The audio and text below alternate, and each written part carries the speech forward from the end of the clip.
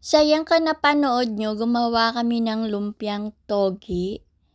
So, hindi ko alam kung saan ko na-upload yung first video, pero ito yung natirang togi.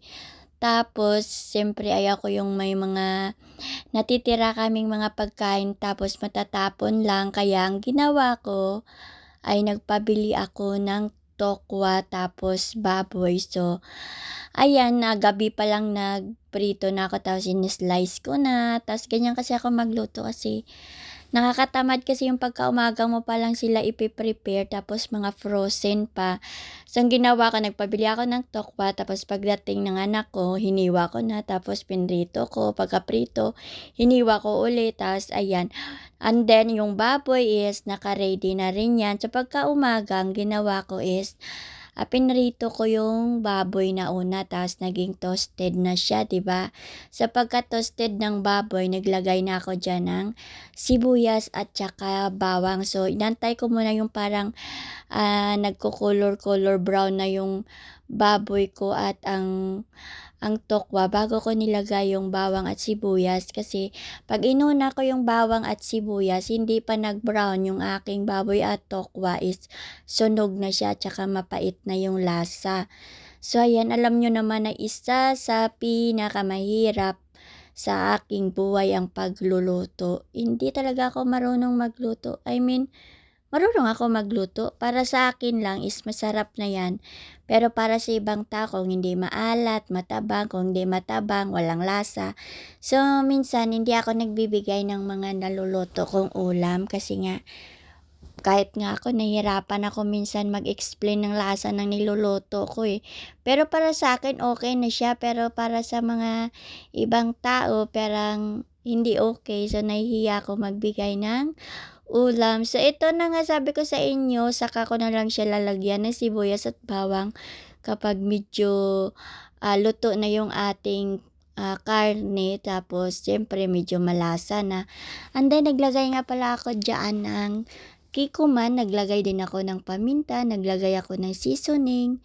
So, ayan, kompleto na yan sila. Iwan ko mamaya kung may lasa naman to. So, kung ano na lang 'tong kalabasan nito basta ang tawag ko dito is ginisang toge na may tokwa at baboy. So, 'yun yung aking pangalan sa aking menu. So, ayan.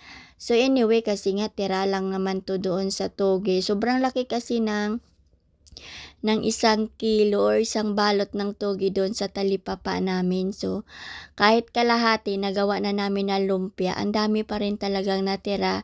Kaya nga gusto ko doon magpabili ng mga gulay sa kabilang palengke kasi marami kasi doon na medyo mababa yung presyo. 'Pag dito kasi sa amin, hindi ko maintindihan yung presyo dito, parang presyong pataka ba. So, ayan, naglagay nga ako ng Kikkoman. So, yung Kikkoman natin tanggal-tanggal na yung label. So, ito yung soy sauce ni Kano. So, magkaiba kami kasi ng soy sauce.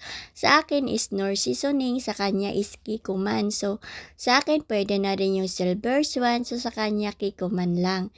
So, kaya magkaiba talaga kami ng panglasa. Kaya kadalasan, so every time, charing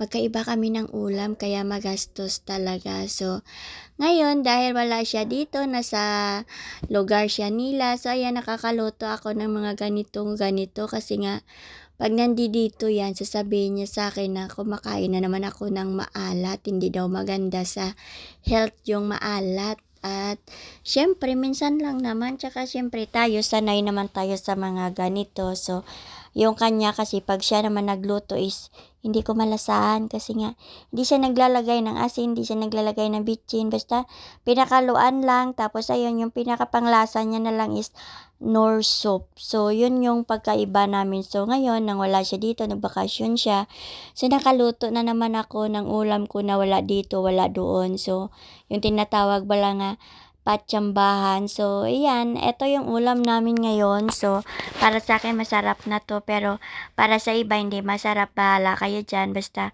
para sa akin masarap at siguro ilang araw na naman namin to maubos kasi sobrang dami. Tapos, dalawa lang naman kami dito. So, anyway, dinagdagan ko pa lang siya ng tubig kasi nga para magalaga-laga ko siya ng konti. So, siguro mga half lang sa baso kasi pangit naman pag sobrang dry ang ating ginisang toge. So, ayan, ginisa ko lang yan, nilagyan ko siya ng tubig. Tapos, ayan, antayin ko din mawala yung sabaw bago namin kainin. So, ayan, para may sabaw-sabaw lang ba tayo. So, sobrang simple lang ng aking nilutong ulam na hindi maintindihan at ito na nga yung kanyang finished product. So, ayan, masarap naman pala.